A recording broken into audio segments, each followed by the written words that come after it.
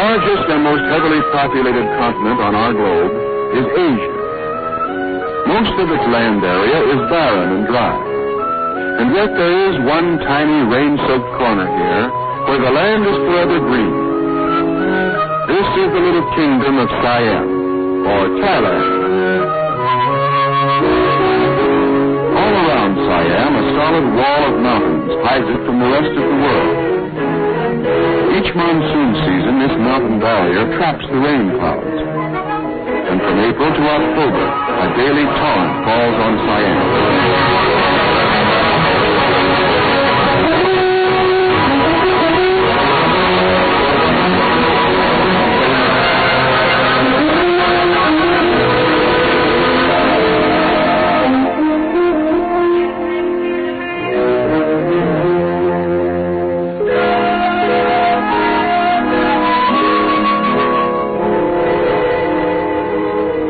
On the crest of the flood that our story begins.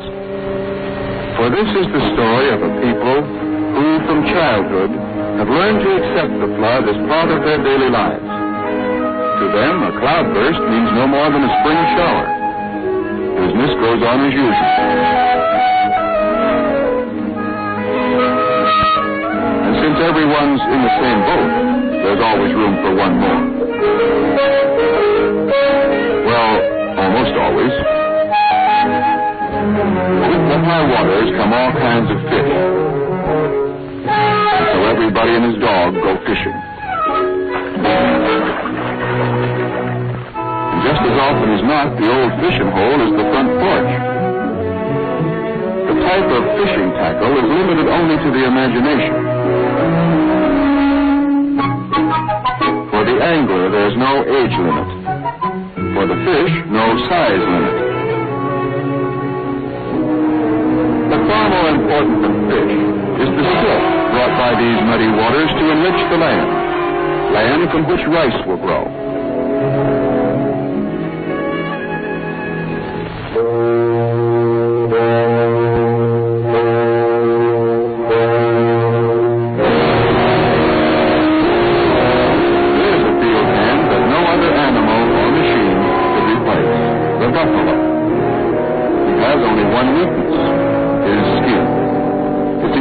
Sensitive to the rays of the tropic sun, and his only protection from sunstroke is water.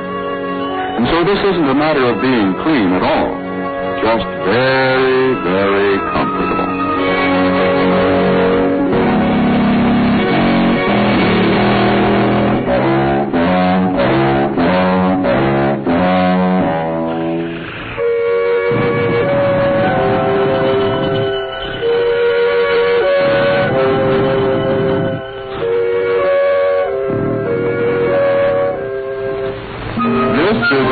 Polishing machine. And of course, wherever you find machines at work, you find the inevitable sidewalk superintendent.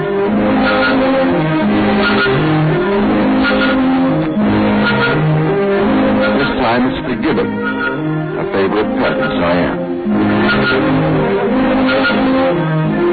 But with machinery, accidents can happen. Could these two be guilty of wishful thinking? Perhaps of chicken a la king, smothered in rice?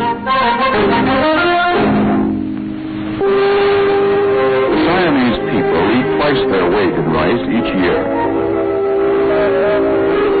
And to them, rice is a personal thing. This attachment to rice and the growing of the grain begins at an early age. Usually, the young farmers take to the job with enthusiasm. But sooner or later, they discover it's just like work. Quite often, women take over the job of transplanting the seedlings to the larger paddies. One would think that dishpan hands might be a common complaint here, but that's not so. For these are the same girls and the same nimble fingers that planted the rice. Their artificial fingernails represent lighted candles. This nail dance will be part of the religious celebration known as the katim.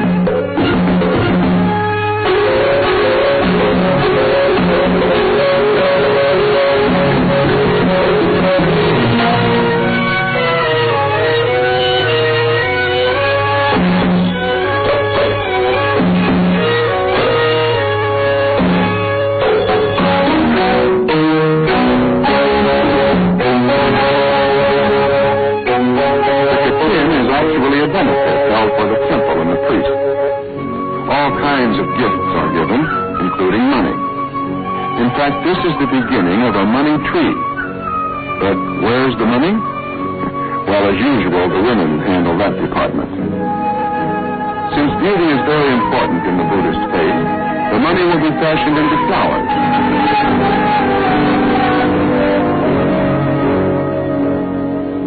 The blossoms are fastened together with the sticky juice of the natron fruit, nature's original glue pot.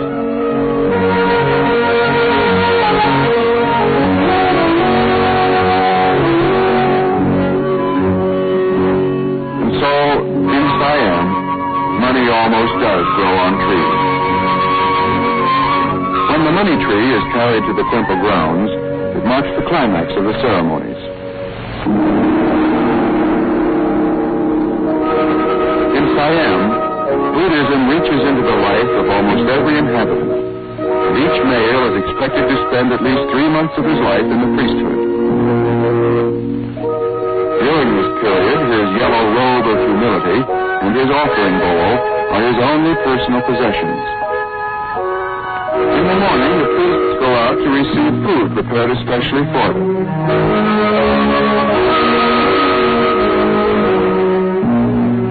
Each afternoon, the priests retire to the solitude of their temples.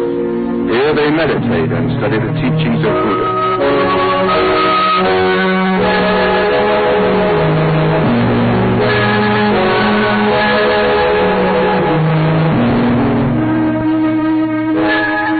Temples are guarded from evil spirits by these yaks. They represent characters from ancient Siamese mythology. In contrast to these grotesque statues, there is the living beauty of the Siamese dancers. They devote their entire lives to perfecting these dramas in pantomime. The story being told here describes an exquisitely beautiful experience, a visit to the god of heaven.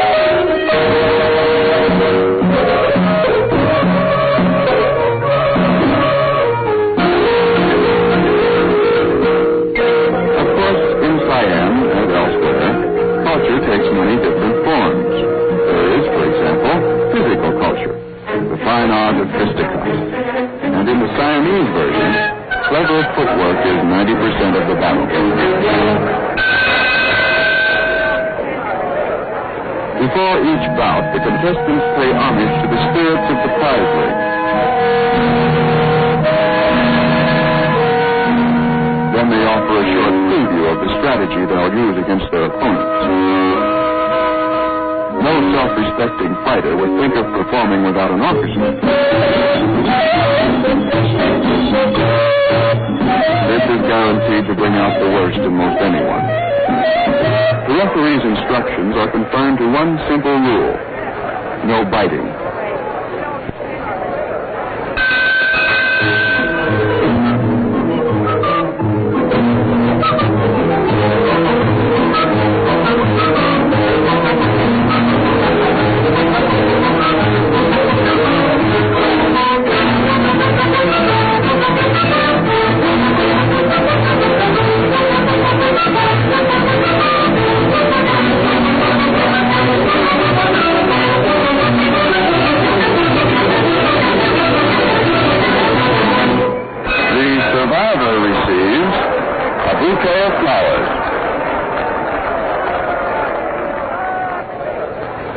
In Siam, everything has the touch of beauty, including the umbrellas.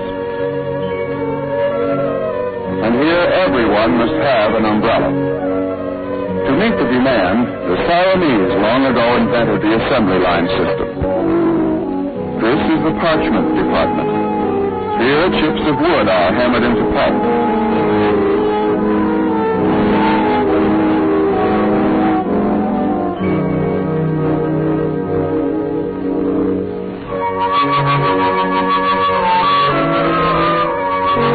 But it's in the paint department that the peak of industrial efficiency is reached. 2 or 3 colors on the same brush.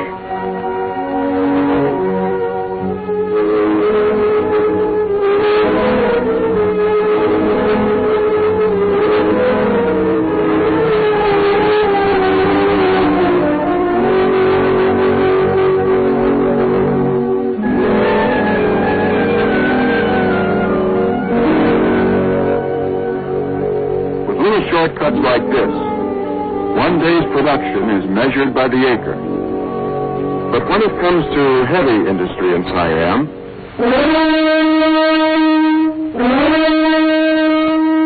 it's the elephant who literally carries the load. Here in the jungle teak camps, the elephant is known as Chang. This little fellow is only 8 hours old. Still, that's quite old enough to be hungry.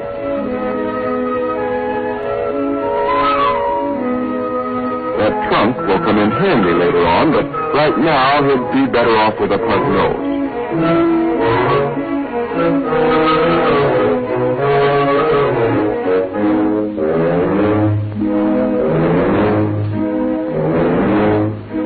Let the little one will soon become the spoiled cat of the teak camp, where every day is circus day.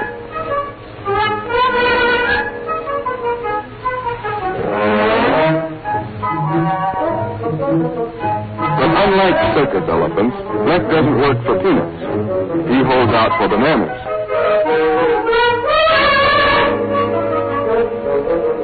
For the next few years, Black will lead a carefree life. But for this 5-year-old, play days are over. From now on, every day is school day until he's 18 years old. Each elephant has a permanent mahout, or driver, often a lifetime partnership, for both have about the same lifespan.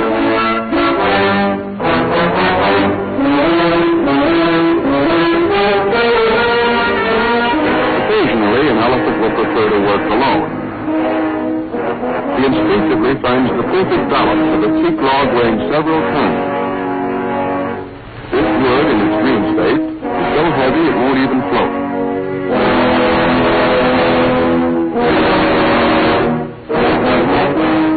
The elephant can understand up to 60 words, so the mahout is careful not to say anything insulting. Instead, he smothers Chang with flattery. And with typical Siamese hospitality, shares his rice lunch with him.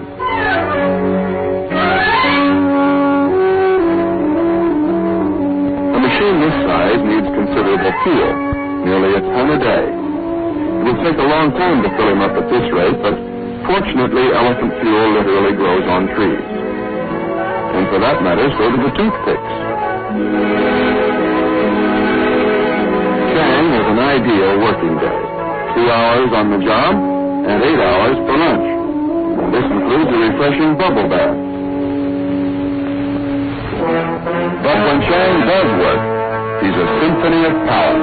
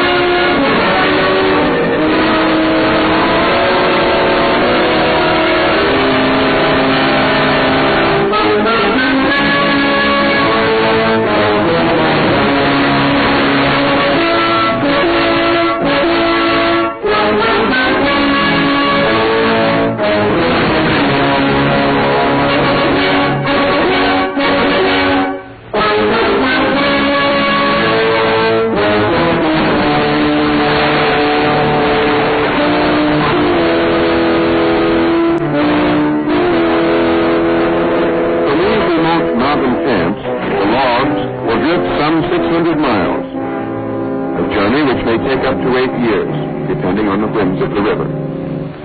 But time and the irresistible current will eventually bring them to their destination, the capital city of Bangkok. Here near the sea, most of Siam's rivers converge. All this water would engulf the city if it weren't controlled by a network of canals called clogs. This maze of waterways makes Bangkok the Venice of the Orient.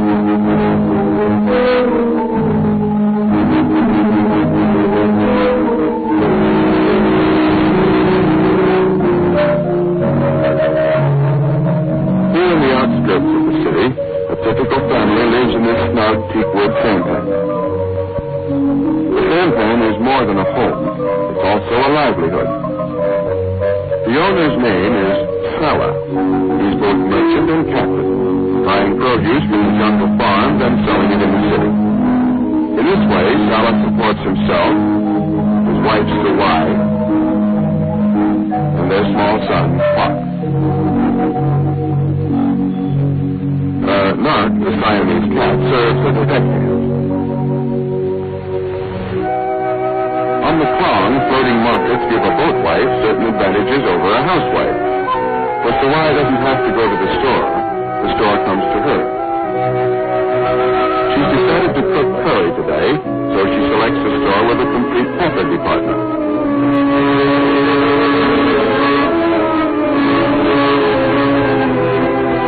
And of course, there's the usual candy counter to torture small boys. This kitchen is so small, it permits Sawai to sit down while she prepares the entire meal.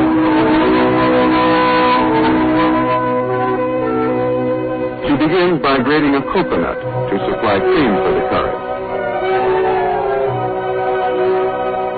Rice, as usual, forms the basis for this typical Siamese meal.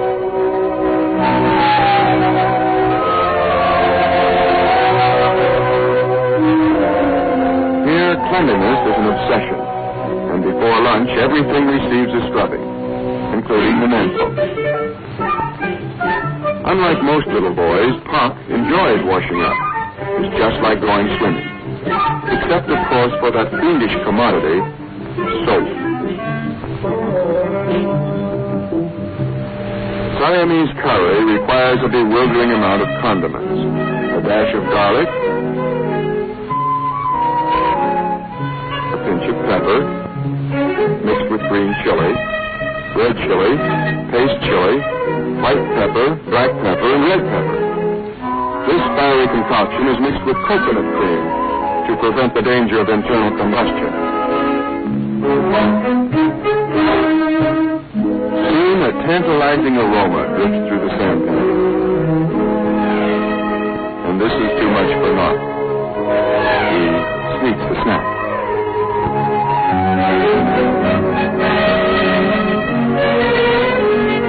And Mother never worries about Pak's whereabouts, due to a Siamese safety measure called leg bells. Here's a case where little boys should be heard, especially when they're not seen. Finally, the meal is prepared, except for one last touch. More peppers.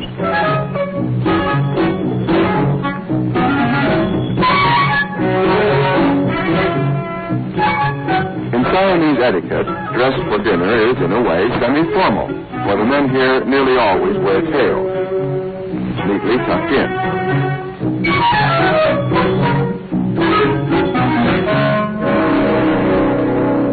When one dines aboard a sampan, it's perfectly proper to sit on the table. And since everything's in reach, it's only logical to reach. But it isn't good manners.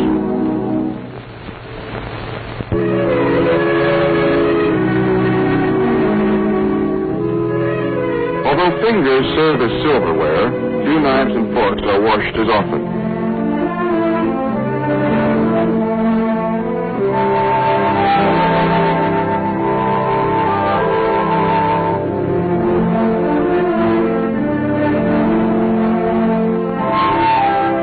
Today there's a guest aboard.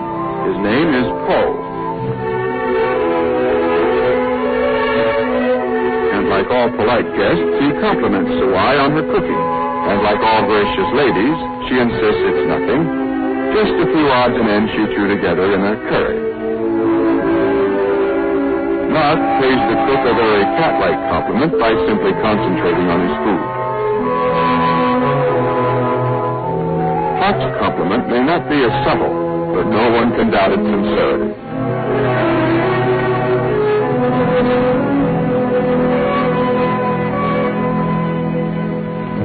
But now the tide has changed. Time to get the little sampan underway. Manned by the members of the family, their floating home moves slowly through the quiet countryside. There's lots to do, and everybody works at something. It's a peaceful journey, and the scenes are forever changing. Occasionally, a home glides by.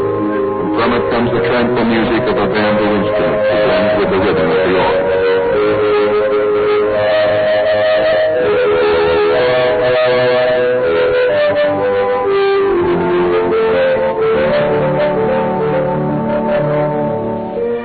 And the rhythm of the oars sets the tempo of life on the farm.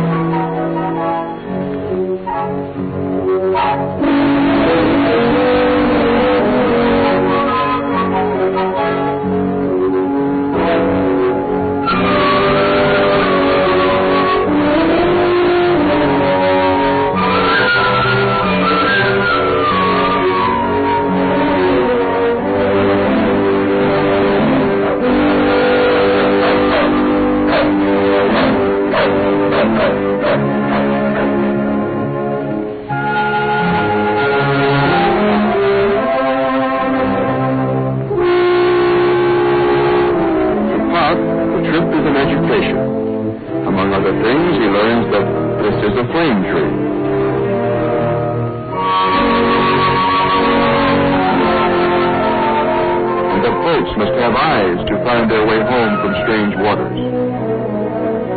But probably the nicest thing about traveling is meeting new friends along the way.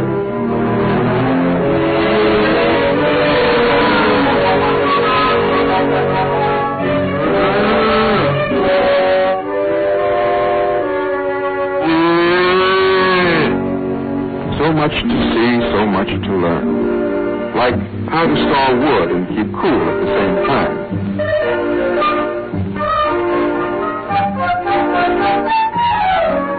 Now, pushing a house around is a pretty big job for a little boy.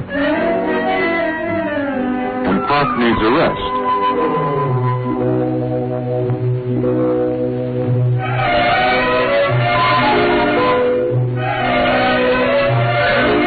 Of course, he has only the depths of the sampan to play on, but on the other hand, how many boys have a backyard where you can catch a blue prawn?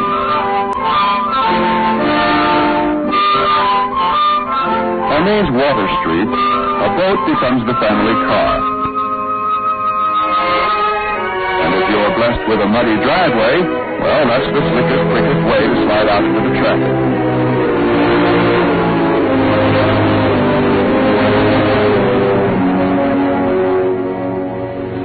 Of course, every boat garage is equipped with an automatic burglar alarm.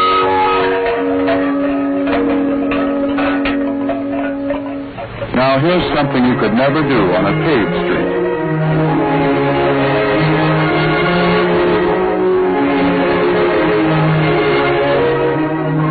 If you like, you can drift into a barber shop for a haircut, but you can't get a shave.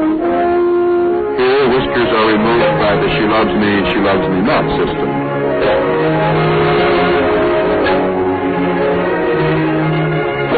The whole pattern of city traffic is nautical. Instead of buses and taxis, it's boats and barges in Bangkok.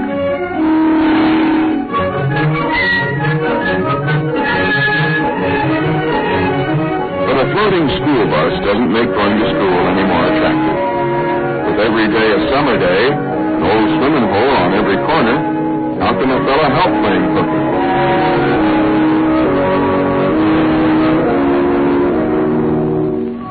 In fact, keeping cool is everyone's problem.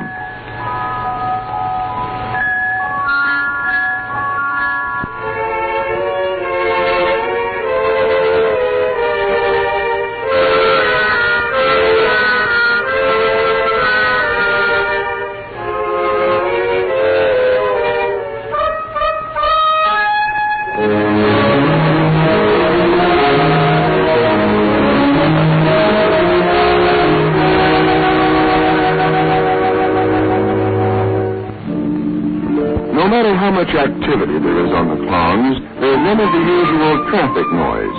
No screeching brakes, no clattering wheels. Just the ripple of the quiet waters, and in the background, the subtle symphony of the city vendors.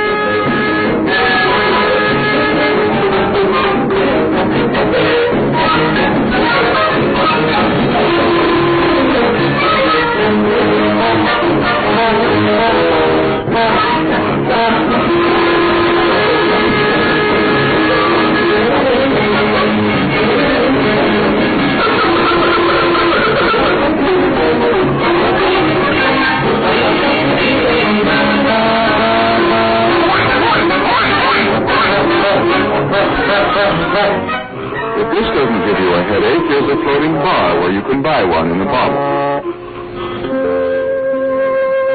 In the quiet backwater, the sampan comes to rest, a peaceful end to another peaceful journey.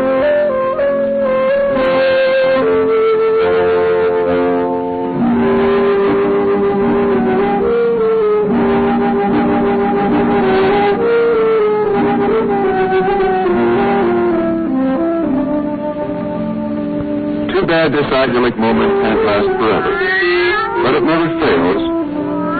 Whenever a sailor meets a landlubber, one word leads to another.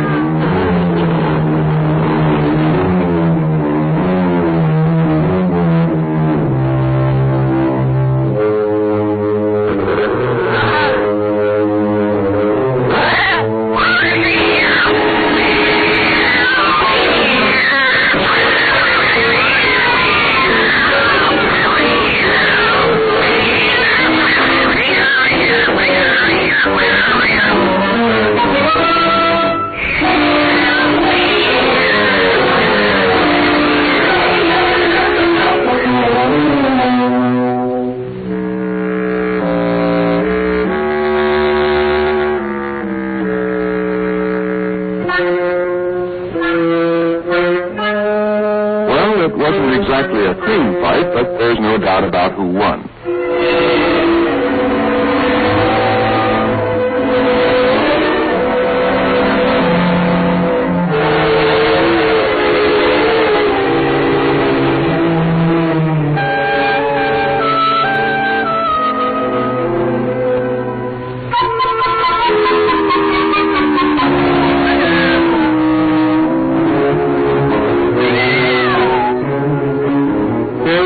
Is one native Siamese who resents water, and no one ever needed it more.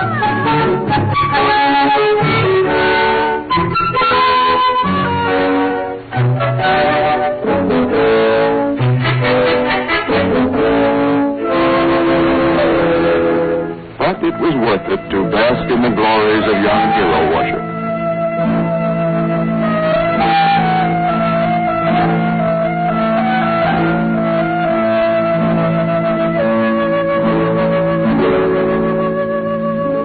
The main watercourse in Bangkok is called the Minam, the Mother of Waters. And here, aboard his royal barge, the King of Siam often appears. But on this day, the floating throne is empty. The king is dead. It's a solemn day in Siam. In the city, the golden urn containing the king's earthly remains is borne from his palace to his funeral pyre in the plaza of Bangkok.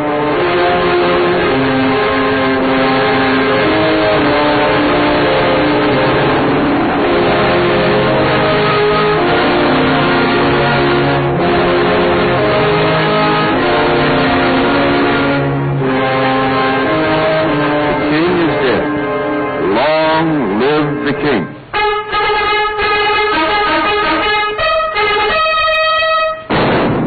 The following morning, the scene of sorrow changes to one of joy, the coronation of the new king.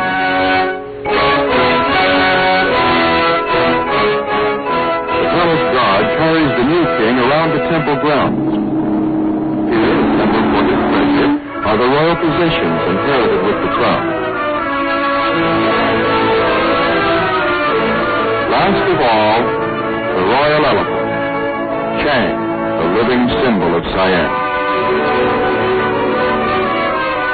And yet the real story of Siam lies not in the pomp and circumstance of a coronation, for kings will come and kings will go, and great temples will rise only to crumble into dust. The story of Siam lies in its people. As long as the great rivers rise to overwhelm the land, these people will endure. And the priceless gift of happiness is their reward for living in harmony with the friendly